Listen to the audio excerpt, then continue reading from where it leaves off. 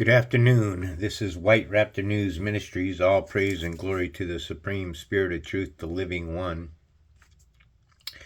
the All, the Almighty, the All you can see and all you cannot see, the visible and invisible, the perpetual force that moves all things in place, the Most High, the Supreme Creator, the point of singularity, the One, the Only.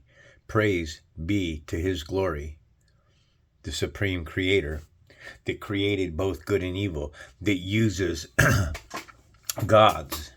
Who are the gods? It's us. We're the gods. God uses us to His glory. If you're doing what is righteous and bold before God, then He's going to create you and make you a righteous, bold man and use your vessel. That's the way it operates. We're here at 1 Samuel chapter 27. David among the Philistines, who he defeated. He cut off their greatest warrior's head right in front of him, and now David's among the Philistines. But David thought to himself, one of these days I will be destroyed by the hand of Saul. Oh, really? That's odd. How many times has we went back and forth between Saul and David now? The best thing that I can do is to escape to the land of the Philistines, the very enemy that were against the Israelites. Then Saul will give up searching for me anywhere in Israel, and I will slip out of his hand. So David and the 600 men with him left and went over to Achish, son of Maoch, king of Gath. David and his men settled in Gath with Achish.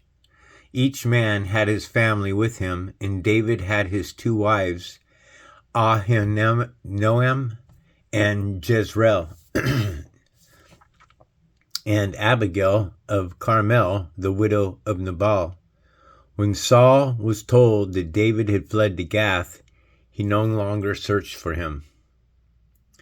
Then David said to Achish, "If I have found favor in your eyes, let a place be assigned to me in one of the country towns, that I may live there. Why should your servant live in the royal city with you?" So on that day Achish gave him Ziklag, and it has belonged to the king of Judah ever since. David lived in Philistine territory 1 year and 4 months. Now David and his men went up and raided the Geshurites, the Girzites, and the Amalekites. From ancient times, these people had lived in the land extending to Shur in Egypt. Whenever David attacked an area, he did not leave a man or woman alive, but took sheep and cattle, donkeys and camels, and cloths. Then he returned to Achish. When Achish asked, "Where did you go raiding today?" David would say, "Against the Negev of Judah, against his own people, against his own Israelites." Again, we got to revert all the way back to Genesis chapter 9, verse 6, when Noah's coming off of the ark. And God, the Lord, gives a command and says, by any man who sheds an Israelite's blood, then an Israelite's blood shall be shed by another Israelite. Against the Negev of Judah, or against the Negev of Jerahmeel, or against the Negev of the Kenites. He did not leave a man or woman alive to be brought to Gath, for he thought they might inform on us and say, "This is what David did." And such was his practice as long as he lived in the Philistine territory.